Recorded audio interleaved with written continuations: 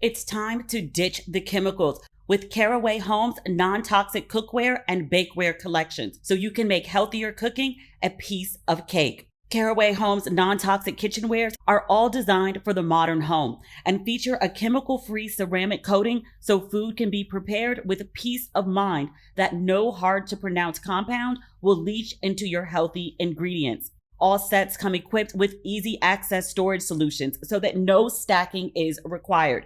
Great for those with small spaces. The Bakeware set is an assortment of non-toxic baking essentials every modern kitchen needs, so you can get to baking goods without any of the bads. I love that. Over 25,000 people, including me, have raved about their Caraway kitchen. Visit carawayhome.com/ratchet to take advantage of this limited time offer for 10% off your next purchase.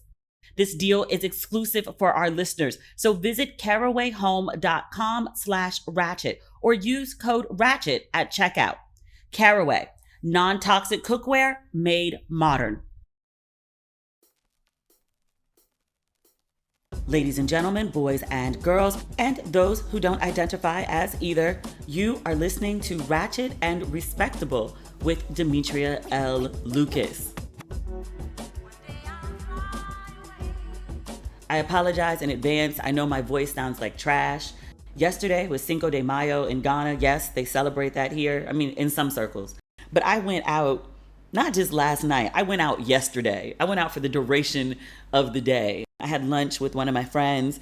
You might know her if you watched An African City. Do you know what An African City is? It was this show on YouTube. It was kind of like a Sex in the City set in Accra. It came out a while ago because when I came to Ghana for the first time, I want to say 2018, I was so excited about the trip and I was like researching everything that I could.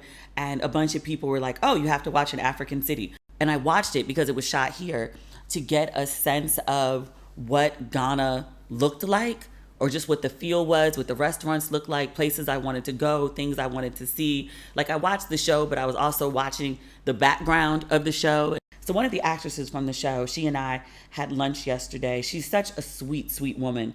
And so I started with Prosecco there. And then I came back to the hotel to do like a little bit of work. And then I met up with another friend who lives here. She's an American, but met up with her at this cute Mexican spot. And then Davida came and met us. So more drinks. And then we left there and went to another party where Davida knew the bartender. And so, drinks for everyone. And I was like, oh my God.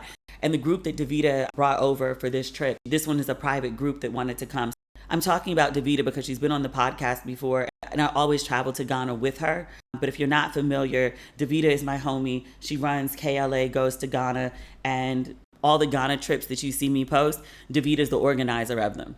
So if you're interested in a Ghana trip, her website is caitlinandadjua.com.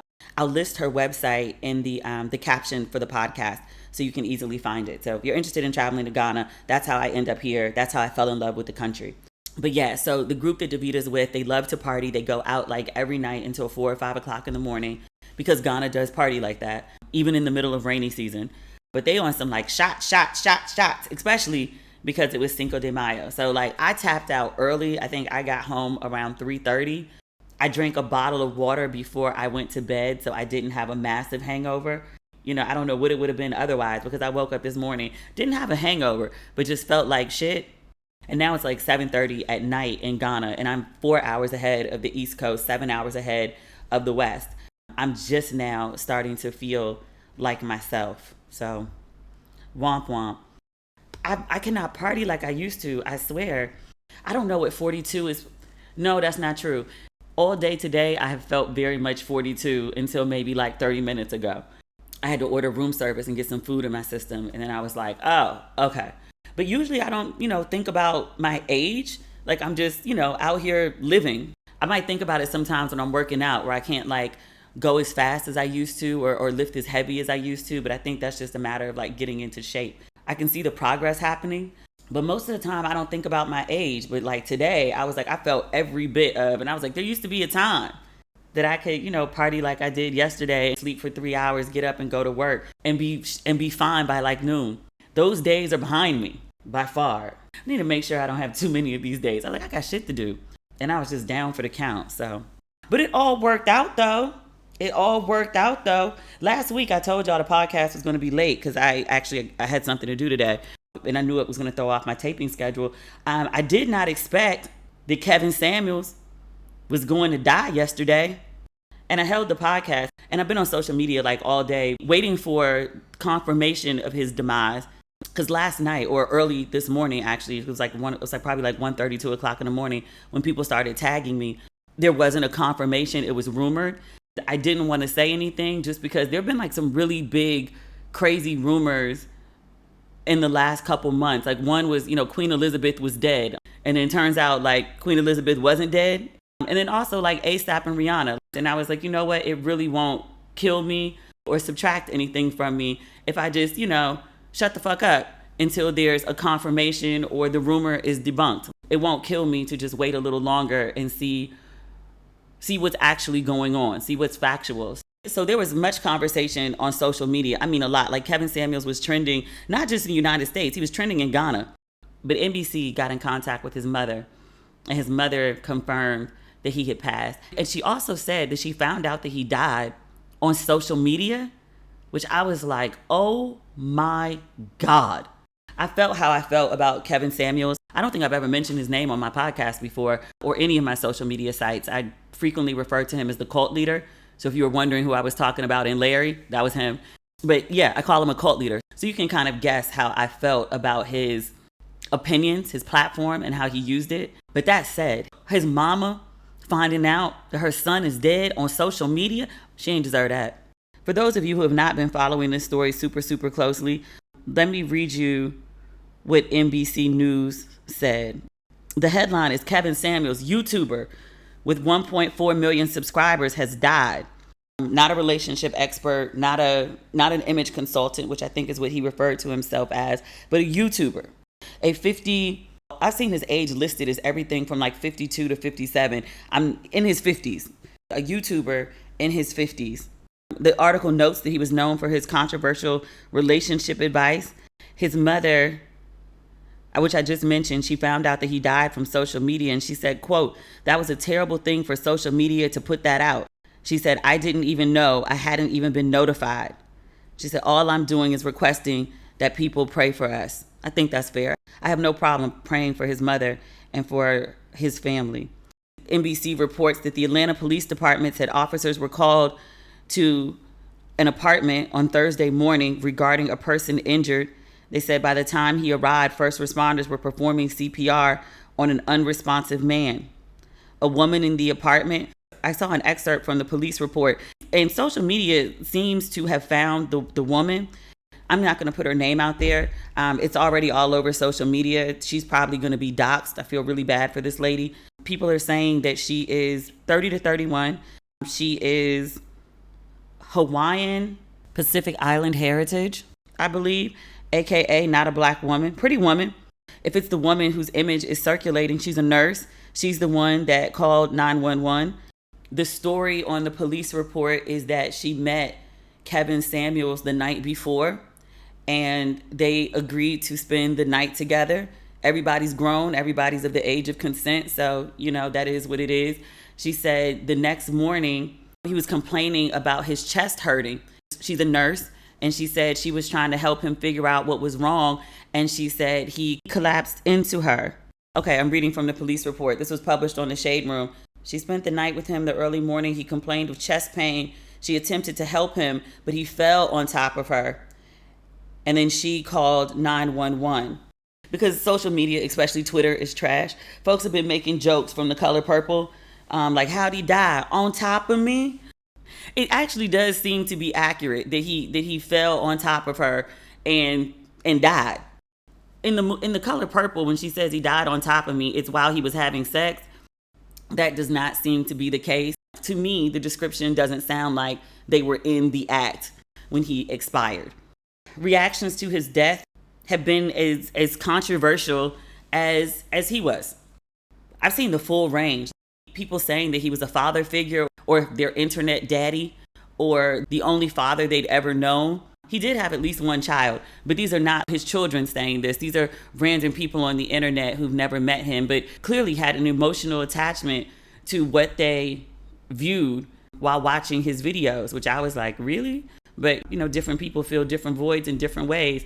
Doesn't mean it's healthy, doesn't mean it's functional, just means the void is filled. There was a lot of people seriously mourning him and talking about like what a great loss it was and going on and on like Jesus had been nailed to the cross. It was men and women. I think that's important to note. There were also a significant number of men and women who were like, not necessarily, I'm glad he's dead, but just like, at least we ain't got to hear that shit no more. I did see some people celebrating, not many, but enough.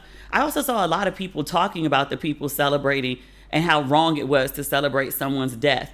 And that's something I choose not to do. But I find it very difficult to be upset with people who do openly celebrate. The man was a menace. And I don't mean to be disrespectful of the dead, but I also believe in speaking of people in death, how they lived their lives. And he's only become super popular on YouTube in like the last couple years. I don't know what his professional trajectory was prior to that, but what he's best known for is, and this is a matter of perspective, is getting on the internet and saying degrading, inflammatory shit, mostly about Black women. I've been informed that he also, spoke crazy to Black men. It's not personal to Black women. Do you think that makes it okay? I found most of the things that I heard, and I'm just speaking about his advice, I'm not speaking about his personal life, that the advice that he gave or the way that he spoke to people, I thought most of it was abusive and triggering and damaging and hurtful and degrading and just plain mean. There's a way to give advice to people that can be very blunt without being very hurtful. I mean, I did it for years, like a decade. You don't have to resort to calling people names to get your point across, but that was his way. And by the way, when I say like calling people names, I mean straight up telling women, kick rocks, bitch. I saw a video of him saying that to someone. I saw a video of a woman who had called into his show, which baffles me why women were calling into his show. But because they called in does not mean that it's fine to abuse them. No, you could have chosen not to be abusive. And you purposefully, willfully, intentionally, repeatedly chose to be that, especially with the women who called in. But I saw this woman, and she wasn't even being combative. He just didn't like her answers. And he started playing dog barking noises while she was speaking. Which I'm laughing, not because it's funny, because that shit is bizarre. Like, who does that? Who behaves like that? Kevin Samuels did. I saw another video where another woman, she wasn't hostile, she wasn't confrontational, she just wasn't agreeing with him, and they were having a back and forth. While she was speaking, he picked up his phone and started typing, and I thought that was a bit rude. And then he turned the phone around and he pulled up a picture of Ja Rule and told the woman that that's what she looked like. He was very well known for rating women, asking them their dress size or their weight, and telling them they were a 1 or a 2 or a 4. He would tell them that they would die alone. He would tell them with the dog barking noises to buy a dog because that was going to be their only companion. No one would ever want to marry them. People keep calling it like accountability or brutal honesty. And that's not what accountability looks like. And brutal honesty doesn't have to be harmful or painful or hurtful. It doesn't have to obliterate people's self-esteem. And then people will come back and say, well, then your self-esteem should have been higher. How high is your self-esteem really if you're calling into a man that clearly hates women? And that's not a commentary on his sexuality. As far as I know, he's a heterosexual man, but there are a whole lot of men who enjoy having sex with women that don't actually like women. It's two separate things. Let's talk about some other things that he said to people. He called women who were over 35 and unmarried, he said they were leftovers. He used eugenics to explain why Black women were physically less attractive than other groups of women. He was talking about the symmetry of the face and their features. He says beauty has a very universal look and Black women don't have it. That one especially is what makes me really tilt my head at Black women who followed him. I'm like, you're following a man who used a debunked science, no less, to tell you why you are less attractive. This is who you take advice from about dating, relationships, and womanhood. He had a particular disdain for single mothers. I saw another video earlier today because people kept sending me stuff. It was a hypothetical, but this woman, she was a single mother, and he was telling this woman why no man would want her. he gave this example to this woman. He said, okay, you have a daughter. And he's like, say you remarry somebody and you have 2 more children. So he said, say you have a daughter. She accuses your husband of, I think he said touch, and then he changed it to look, and it came out as something like touch look. He said, what if your daughter came to you and she said that your husband touch looked at her in an inappropriate way while she was getting out of the shower? And so the woman, being the good mother that she is, she was like, oh no, we're out, we're done. Like, I have to protect my child. Like, that's my role as a mom. He was like, and see, that's the problem. That's the problem. And he was like, you're prioritizing this one daughter, but you also have 2 children with your husband. And he was like, and children lie. He was justifying this. And I was like, what in the fucking pervert, pedophile, Chester molester shit are you saying, sir? Didn't we just read a story about this week? Last week? I want to say it was like a 16-year-old girl. I can't remember if it was the boyfriend or the husband, but he was in the room with her. And she called the mother and was like, tell him to stop. Like, I'm scared. I'm uncomfortable. The girl also had called her older sister and told her what was going on. She said, come get me. And the sister said, I'm on my way. But the man was standing in the room. The mother was shouting at him to leave the girl alone. He ended up killing that girl. Let me look that up real quick. Because when I read that, I was like, wait, what? Okay, so this happened in Harris County, Texas. Oh gosh, little girl's face just popped up. I recognized her. She was a 16-year-old girl. Her name was Lauren Juma. Okay, so the daughter and the boyfriend, 60, were at the house alone together. The mom was at a work training program. Early Friday morning at 1 a.m., Juma FaceTimed her mother and one of her older sisters. She said, quote, he was being really weird and she wanted me to come pick her up. This is what the 19-year-old sister said. So the 19-year-old sister headed to the house. She says, by the time I got there, the police were already out searching around the house. She said, I was there about 3 minutes before I heard 2 gunshots go off and I ran towards the house. According to court records, Lauren, she told her mom in the FaceTime call that the boyfriend was standing inside her room in the dark and she wanted her mother to tell him to get out, which the mother did. The girl then screamed, Mom, he has a gun. And then the call ended. I feel like we hear stories about boyfriends or stepfathers harming children, the children in the house, on not a regular basis, but often enough that I think if your daughter comes to you and says, he did something that made me uncomfortable, or he was looking at me, he was watching me, he tried to touch me, something like that, that as a mother, as a halfway decent mother, you're obligated to make sure your child is safe. And if that means removing yourself and your children from the home, or that means kicking that man out the house, then that's what you do. You are obligated to make sure your children are safe. The idea that that should be brushed aside and your husband should be prioritized over a child who's accusing him of being inappropriate is crazy shit. But that's the type of shit that Kevin Samuels used to say. So it's really crazy to me to watch people get on Al Gore's internet right now and watch Black women either have apathy or tell the truth about who Kevin Samuels was with quotes, or be upset that people are celebrating his demise. It's crazy to me that people can know that these are the things that he used to say, these are the things that he used to do, and they could try to dress it up and sanitize it as he was just trying to hold women accountable. He was just trying to tell harsh truth. You need to call a woman a bitch to hold her accountable? You need to play dog barking noises to give a hard truth? You need a mother to ignore that her daughter is telling her that her stepfather is being inappropriate? That's how we teach an accountability? Or is that how we're putting Black women further in jeopardy, telling them to bury their heads in the sand about protecting their own damn kids? How is using eugenics to tell Black women that they are less attractive than other groups of women?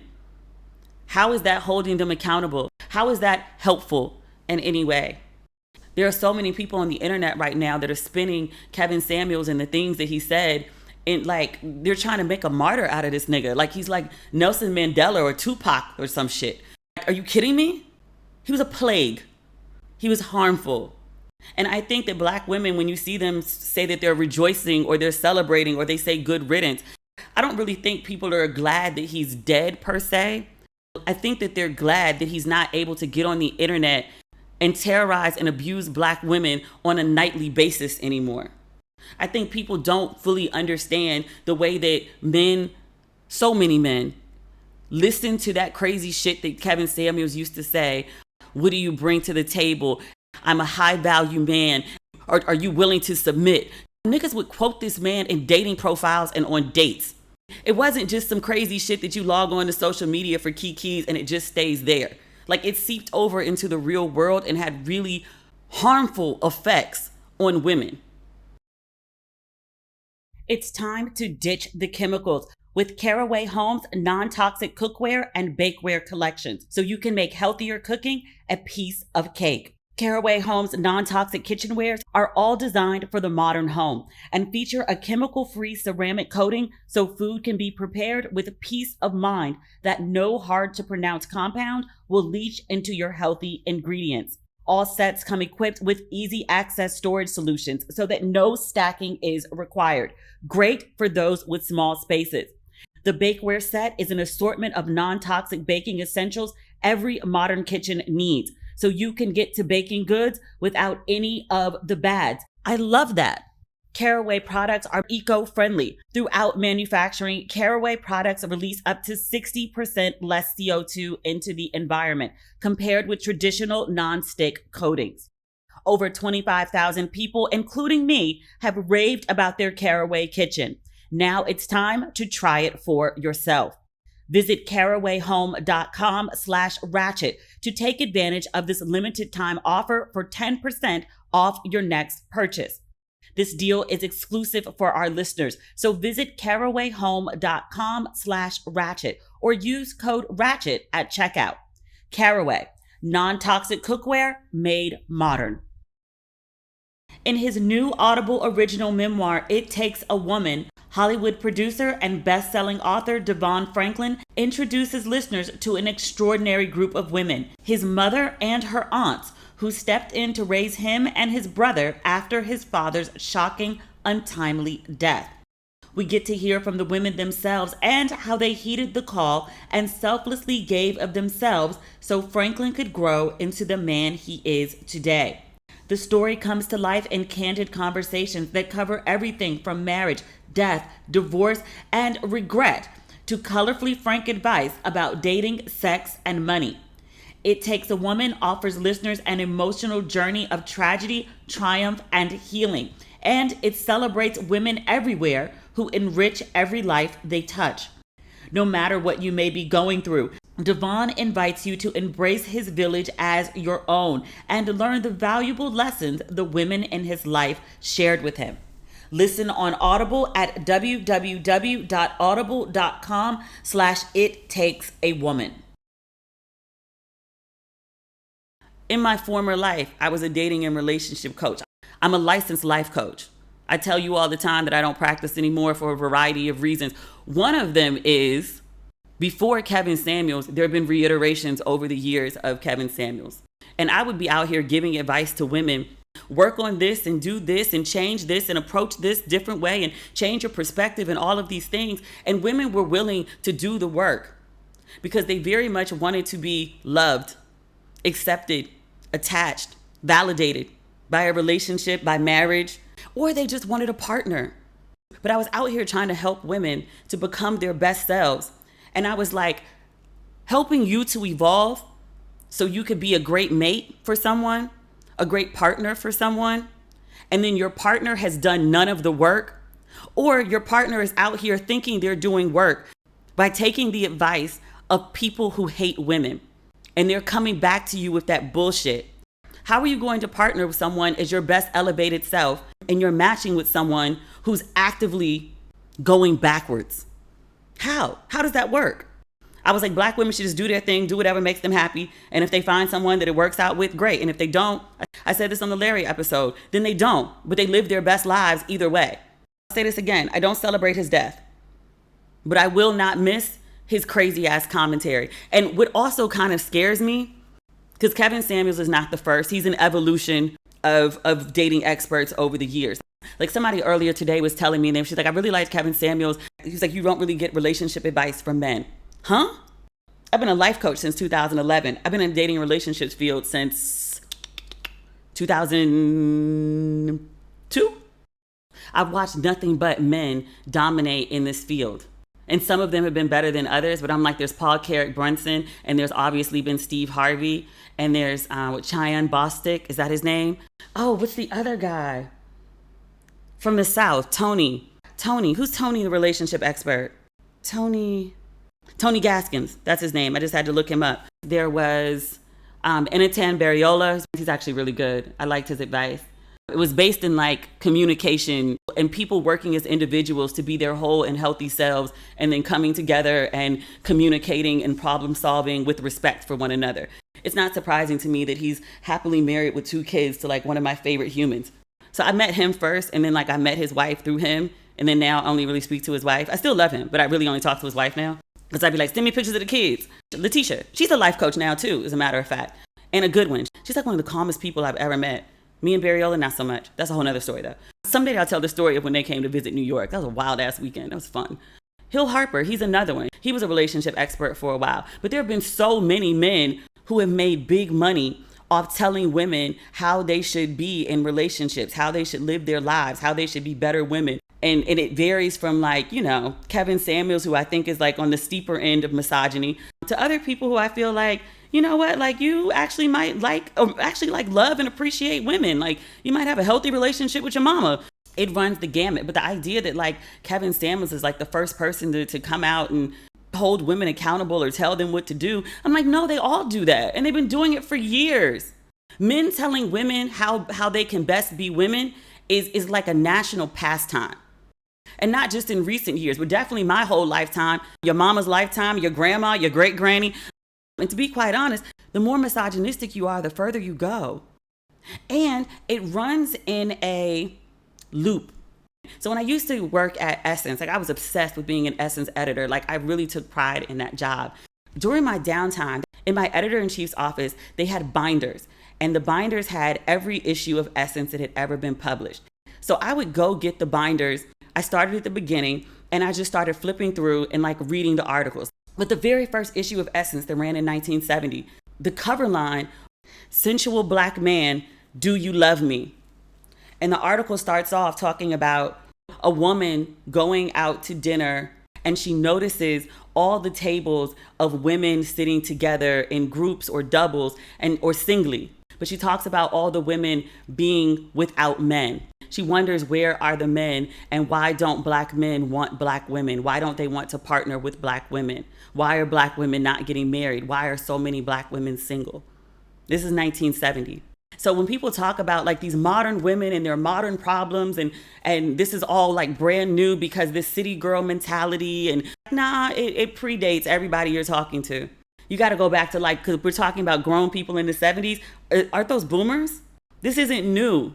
That was the conversation in the 70s. You've also got, what's the big play? When the Rainbow is Enough. For colored girls who have considered suicide, When the Rainbow is Enough. That's like the defining narrative on Black women and relationships in the 70s. And then you get to the 80s. In the 80s, there's also The Color Purple, which is one of the defining narratives about the relationship between Black men and Black women. Highly controversial, as you can imagine, for the portrayal of everybody. But Black men look like shit in that film. Admittedly, they did. And I think sometimes that people feel like there's an obligation by Black women to speak positively of Black men or to give like a varying representation of Black men. And sometimes Black women's stories don't have a Black male hero. It's an uncomfortable truth of the matter. Sometimes it's just a bunch of burdens and a bunch of bullshit. Unfortunate, but that's also some Black woman's story. And because there's no upside or there's no good representation of a Black man, doesn't mean the story doesn't deserve to be told. Then you get to the 90s, you've got all the Terry Mcmillan books, including Waiting to Exhale was the biggest one. But if you're a Terry Mcmillan fan, Disappearing Acts and Mama are actually better. But you got Waiting to Exhale. And then you've also got this woman named Shahrazad Ali. Do you remember her? She's one of the few Black relationship experts, she and Iyanla, that rose to, I would say, sort of like a national prominence. But Shahrazad Ali's book The title of the book is The Black Man's Guide to Understanding the Black Woman. And so she was telling men essentially how to get submission out of these modern new age Black women. So how to tame them. The headline for one of these pieces is, if you can't join them, beat them. It's very The Color Purple. The standout advice in there was, if a Black woman is too mouthy, then the man should just slap her in the face, slap her in the mouth. If this sounds like, Celie telling Harpo to beat Sophia, yeah, that's exactly what it is. I give you this short history of the depiction of Black men's and women's relationships since 1970. We're talking about for the last 50 years, because if you listen to these new age gurus, and it's no, women before you were really great, and you're trash, and you should be like women before you. Which women? Because you had a problem in the 2000s, you had a problem in the 90s, you had a problem in the 80s, you had a problem in the 70s. I can't tell you in good detail about the 60s, 50s, 40s, but I know up into the 70s, women, not even just Black women, women across the board, couldn't even open a bank account without their husband's or father's permission. You're not really dealing publicly with the innermost thoughts of women. You don't have independence, and you have to rely on a man for survival. So that totally affects the way that you engage with the world, the way that you treat a man. I don't think it's necessary to go into a definitive history throughout the ages, but I just think it's important to note that this shit isn't new. And there have always been men always telling women how they should be. It might be a relationship expert with a very wide platform, or it might just be your daddy, your uncle, some nigga in the street yelling at you to smile. None of this shit is new. Kevin Samuels didn't pop out of a pod. And what I was saying earlier about my greatest fear, do you remember pre-Trump, there was Sarah Palin and all that Tea Party crazy shit. And we thought the Tea Party was as crazy as it got. We were like, yo, these people are fucking nuts. You went and got this ditzy chick to be a heartbeat away from the presidency as your vice president? She doesn't even read. And she's going to be the second most powerful person in the nation? Are you kidding me? We thought all of that shit was batshit. Then Obama gets elected, and so we're okay, everything's fine. And then you end up with Trump. What my fear is that Kevin Samuels is like the Tea Party. As bad as we thought that this dude is, what's coming next is going to be worse. It keeps getting worse. And that's intentional too. The more freedom that women have, the more education, and not just Black women. I specifically speak to a Black audience, so I talk about Black people. But everything that happens with Black people is a microcosm of what's happening in larger society. But the more independence that women have, the more education that women have, the worse that men who don't like women are going to get. You can't control them. It's no coincidence that we're living in a time where women, on average, are earning the most that they've ever earned. They have the most freedom that they've ever had. Women outnumber men in university. It's not coincidental that you end up with a Kevin Samuels. It's also not coincidental that you end up with the reversal of Roe v. Wade. It all works in tandem together. Big businesses have so many advantages over the little guy, like more access to funding, on top of getting better rates and other privileges reserved for the top dogs. If you run an e-commerce business, you probably feel it's about time people stop treating e-commerce giants better just because they're bigger. And you're right. That's why ShipStation gives e-commerce sellers of all sizes access to the same deeply discounted rates usually reserved for Fortune 500 companies. No wonder ShipStation is already trusted by over 100,000 sellers, including me. I ship all of your Ratchet and Respectable merchandise via ShipStation. I save so much money. ShipStation doesn't just save you money, but that's a great place to start. ShipStation works with over 45 carriers, and I can easily compare rates and delivery times to quickly find the best option every time.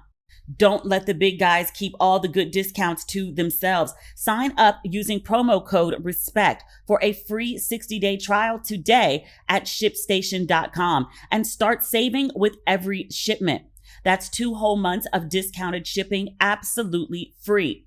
Just go to ShipStation.com, click on the microphone at the top of the page, and type in RESPECT. ShipStation. Make ship happen. No one likes waiting on a paycheck, especially when you've got bills due. Good thing there's Chime. Now you can get your paycheck up to 2 days early with direct deposit. That's up to 2 more days to save, pay bills, and generally just feel good about your money situation. But Chime is more than just about getting paid early. This is what I love about them. They're also an award-winning mobile app, checking account, debit card, and optional savings account. So what are you waiting for? Hopefully not your paycheck. Get started with Chime today. Applying for a free account takes less than 2 minutes. Get started at chime.com/ratchet. That's chime.com/ratchet. Banking services and debit card provided by the Bancorp Bank or Stride Bank North America. Members FDIC. Early access to direct deposit funds depends on payer. Like the women are too goddamn free. Did you see crazy ass Matt? Was it Matt Gaetz? Is that his last name? The congressman? We talked about him a long time ago. The kid that was living with him was his ex-girlfriend's brother. He broke up with the girlfriend. The kid stayed in the house. I was like, that's weird. Why didn't he go with his sister? Why he still with you? We were like, that don't make no sense why this boy living in your house. So that guy, Congressman Gaetz, right? This dude is currently being investigated for sex with a minor, a 17-year-old, an alleged prostitute, and then taking her across state lines, which equates to sex trafficking. Someone he's associated with has already pled guilty and is about to spill all the tea. So this dude, earlier this week, after there's that leak from the Supreme Court about overturning Roe v. Wade, this dude gets his happy ass on Instagram and starts complaining about overeducated, I think that's important, overeducated women who go and protest. This is what he tweeted. And again, this is a man who was suspected of grooming a minor, the little boy that was living in his house, and then also is under investigation for sex with and sex trafficking a 17-year-old. This is some bullshit. He gets on Al Gore's Twitter and he says, quote, how many of the women rallying against overturning Roe are overeducated, underloved millennials who sadly return from protests to a lonely microwave dinner with their cats and no Bumble matches? Does this not sound familiar? Does this not sound like Kevin Samuels shit? I read this to you so you understand that even when I talk about Kevin Samuels and even though I talk about black shit, this isn't like a black shit problem. This is a woman sexism patriarchy problem. It's not just some shit black people deal with. You got a sitting U.S. congressman talking about women are overeducated. I'm like, how can you be overeducated? Why are we acting like education for women specifically, not ever for men, but why are we acting like education for women is a bad thing? One of the reasons is, theoretically, it doesn't always play out with student loan debt, but the more educated you are, you're more likely to get a good paying job where you can support yourself. And if you can support yourself, if you're not relying on a man for money, if you don't need your father or your husband to sign a bank account, if you can get an apartment in your name and furnish it and buy a little boop boop car, then you don't labor for men in the same way. When you're able to sufficiently support yourself, you put up with a lot less shit. You're not leaning on someone for survival. You can start with survival and fuck around and find out you can thrive on your own. You move different. And that's what's freaking men out. You don't have control of women anymore. So you end up with shit like Kevin Samuels, obviously, but you also end up with shit like Matt Gaetz. Like, you're a sitting congressman. You're upset that women are upset about Roe v. Wade. And instead of actually addressing the issues, the concerns that women have, I ran off a list last episode and I was like, if you're going to overturn Roe v. Wade, what are we going to do about actual universal health care? Or health care, even if you have it, is not breaking your bank? What are we going to do about childcare? What are we going to do about schools? What are we going to do about maternity and paternity leave? What are we going to do to support all these new humans that you're trying to get born? What are we going to do about sex education? Abstinence only ain't going to cut it. Are we going to teach these kids how to put condoms on? Because the pull-out method don't work. People be like, oh yeah, it does. Half of the people in the world exist because of the pull-out method. Can it work? Sure. Is it reliable to work? It's an if. I wouldn't fuck around with that, especially with abortion off the table. But he could have said any of those things. As a sitting congressman, again, he has the ability to create legislation. He has the ability to actually make things into law. And instead of actually addressing angry women and their concerns, he attacks their love lives. You're underloved, you're sad, you're lonely. No one matches with you online. Kevin Samuels likes to tell people, get a dog, those barking noises. He instead references cats, a microwave dinner with cats. We talked about holding out marriage and a man's approval and partnership as this sort of like brass ring that women have to achieve, and it's the only thing that matters in their lives. This is the Larry episode. We talked about it in reference to Kevin Samuels. Well, now we're talking about it again in reference to Matt Gaetz. These two are not the only ones. They're just the biggest examples this week. But there's like an all-out assault on women right now. If you feel it, it's because that's what it is. I was on Twitter earlier today. I had to get off. The things that I was seeing men say to women, like it was more vile than usual. You know, Twitter is pretty bad on like a regular basis. It was all sorts of like bitches and hoes. That's why you're not loved. You're evil. You're disgusting. You're a bunch of weirdos. I'm literally flipping through my phone and pulling lines that I screenshotted from what's on Twitter today. You wonder why you're not married. Disgusting. Of all the things that people have time, space, and opportunity to talk about when it comes to women, all the things, the myriad of things, they love to harp on women's relationships. They love to harp on women's singleness, i.e. women's freedom. Which is also really weird too, because there have been tons of studies about single women who've never had children. And in like the happiness index studies, they're always the happiest. Single men who've never had children are always the loneliest. They also die earlier than married women. You know who else dies earlier? We talked about this in an episode a long time ago, and people were like, what? Google it.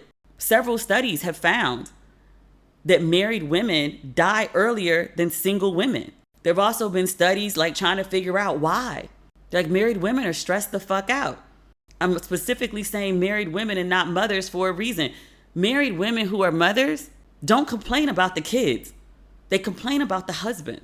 Toddlers running around aren't driving people insane. Toddlers are acting like toddlers. People expect toddlers to be toddlers. People expect teenagers to be teenagers. Where they get fucked up at is like, why this grown ass man ain't acting like a grown ass man? Why you on crazy shit? That's what's fucking people up. Single women outlive everybody. That's crazy. And when I'm talking about those statistics, they're not specific to Black women. But clearly something is going on in marriage and partnerships that is not working for women. Literally to the point that it's killing them early. We can't keep going on this way. We can't. Fuck. There's too much other stuff that we have to talk about, and I'm going to save it for Monday because this episode is really long and nothing else is super pressing. We'll save it till Monday to talk about the new White House press secretary and how like I teared up over her. Oh, and the update on the single dad. Several of you wrote in and they were like, well, look, the woman said, come to me. Did he go? I know the answer now. We'll talk about Dave Chappelle getting tackled at the Hollywood Bowl. And then Chris Rock has started giving commentary on Will Smith, a quip here, a quip there.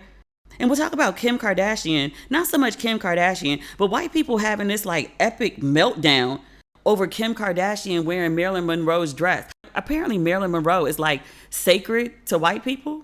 She could be sacred to Black people. I feel like we're more into Dorothy Dandridge. But white people are having a fit over Marilyn Monroe. And they were like, Kim desecrated the dress and she can't hold a candle to Marilyn Monroe. And I was like, why are you acting like Marilyn Monroe was a saint? Did I miss something? The Marilyn Monroe dress that Kim wore. And also, let me say this. I understand why historians are upset. They got a valid beef with this one. But just like the random people on internet, I've not seen any Black people really upset about this. Like, we don't have a dog in this fight. It's like blonde white woman and then usually brunette white woman who dyed her hair blonde and it made her look washed out. But also she might have looked washed out because she couldn't wear her tanner with the dress because the dress couldn't get stained. The dress also couldn't get zipped. Like Kim Kardashian showed up to the Met Gala with this Marilyn Monroe dress on and this white fur that she kept off her shoulders and clearly covering her ass because the dress wouldn't go over her ass. I was like, girl, that's ghetto as shit. You went and got this $5 million dress and wore it to the Met Gala and the shit wouldn't even zip? Girl, if you don't go get a replica and call it a day, just lie to the people and tell them you're wearing Marilyn's dress, Ripley would have gone with it. That's who owns the dress. But white people are really upset about this dress. And I was like, but the dress that she wore, the one that Kim couldn't get over her ass, was that not Marilyn Monroe's dress that she wore to sing happy birthday to the president? And it was kind of like that was the time when everyone realized like, oh, the rumors about her being his mistress are true. She's singing this sexy happy birthday tribute to the president with his wife sitting right next to him. This is the classy Marilyn Monroe that you think is too good to have Kim wear her dress? Really? I also remember like a couple years ago, there was this video circulating of Queen Elizabeth meeting Marilyn Monroe for this first time. She looked at that woman like she was pure D trash. I mean, the Queen looking at Marilyn Monroe. The Queen looked at Marilyn Monroe like she was beneath her. And I was like, Marilyn Monroe existed in the 1950s, and she was walking around with these like nude dresses that were like super closely cut, showing off her figure. I'm like, I'm pretty positive she was thought of as a whore in her time. If nothing else, for like fucking the president. She was a movie star and she was famous and she was a pinup. She was really the Kim Kardashian of her time. She could just act. Correction. She appeared in films. Acting is debatable. I mean, she's no Viola Davis. But people are really out here acting like they were like, oh, Kim never should have been allowed. Like literally, like she never should have been allowed to touch the hem of Marilyn's garment. I ain't got nothing against Marilyn Monroe. There's a great documentary about her on Netflix, or at least I hear it's great. Every time I try to put it on, I fall asleep. I mean, I'm also really tired. That's not an indication about the film. That said, I was like, when did Marilyn Monroe become like so goddamn sacred? She was a sex symbol. Kim's a sex symbol. My only objection to Kim wearing the dress and not taking into account the historians talking about the dress. They're like, the historians are like, the dress is sacred, and they have a valid concern about that. I'll get into it next week. But I was like, she shouldn't have worn the dress because the dress didn't fit. Like literally her ass is hanging out the dress. Like they couldn't zip it, so they didn't zip it at all. And they used some sort of tie to like tie it together at like the base of her back. Kim said she lost 16 pounds to get into the dress. I would usually never comment on a woman's weight in this way, but Kim told people that she lost 16 pounds in 3 weeks to like get into the dress, which still didn't fit. But she looked sickly. And again, that could be because she didn't have on her body makeup, which makes her darker, makes her appear more like a black woman or a woman who's biracial. But I was like, the dress didn't look good on her. The whole thing, the whole look just wasn't a good look. Like the bleach blonde hair, which I mean, you know, in tribute to Marilyn. But I was like, that's not your look. You look better with dark hair, sis. It's a pretty dress. It didn't necessarily highlight anything on Kim to me. But people are talking about it. That's all she really cares about. She went and got another one of Marilyn's dresses too. I saw earlier when I was scrolling, because yes, I actually follow Kim Kardashian on Instagram. It's like a pretty green dress. But she's going through some sort of Marilyn Monroe phase right now. And I was like, I don't know what that's about. Is this like part of your like post-divorce processing? People get weird during and post-divorce. I know from firsthand experience. So I was like, she's going through something. And she's decided to channel Marilyn Monroe to go through it. I was like, sis, you know how she ended, right? It didn't end well. She OD'd. Some people say she was murdered. But either way, do you want to be murdered? Do you want to OD? Do you want to be like, you know, be addicted to drugs? This isn't a good ending. You may consider wanting to channel somebody that has a happy ending. That might be more healthy for you. Just a suggestion. What do I know? We'll talk about the rest of the pop culture stuff next week. But I do want to say this. Corinne Jean-Pierre, I should have said this at the beginning of the episode. We should have talked about good black news. I'm all over the place right now. I'm still kind of hungover. Work with me. Corinne Jean-Pierre is the new White House press secretary. She's taking over from Jen, red-haired Jen. I think Jen has done an excellent job. I'm really proud of her. But Corinne Jean-Pierre is taking over. She is notably a black woman. She is a black first. She is also a Haitian woman, Haitian American woman. So that's another first. And then she's also the first woman, I don't know how she identifies. Let's say LGBTQIA+, so we cover the gamut. The first of that too. I don't know if she self-identifies as like lesbian or queer or I don't know. I ain't trying to offend nobody. I'm not trying to get canceled. But what I'm trying to say is I'm really excited for sis. I'd stopped like addictively watching CNN like a long time ago. And then, you know, my favorite anchor went and did some dumb shit and got fired, but neither here nor there. But I think I'm going to start watching CNN again just to see her press conferences. There's something about seeing a brown-skinned black woman with a kinky curly afro in the White House specifically, that's in a prominent position that we're going to see on a regular basis, with the same frequency that we saw Jen, that just made me really, really proud. That's the podcast for this week. There's, like I said, a ton of stuff that we didn't touch on. I swear, at some point I'm going to end up becoming like a dating and relationship expert again. You see me like inching back in, even though I'm like, I don't do this, but then like, I do this. We'll see. Oh, you know what else I want to talk about? I'll save that for next week. Bozoma St. John and Netflix. I have thoughts. And probably not what you think. We'll save it for Tuesday though. Tuesday I might be flying home. I haven't decided if I'm gonna extend my trip yet. So I don't know if we're gonna be late on Tuesday. Let's just say we'll be late on Tuesday so you know what to expect and you'll be surprised if it's on time. Does that work? All right. I will talk to you on Tuesday. Have an awesome weekend. Have an awesome Mother's Day. Not everything, it's enough. Talk soon. Bye.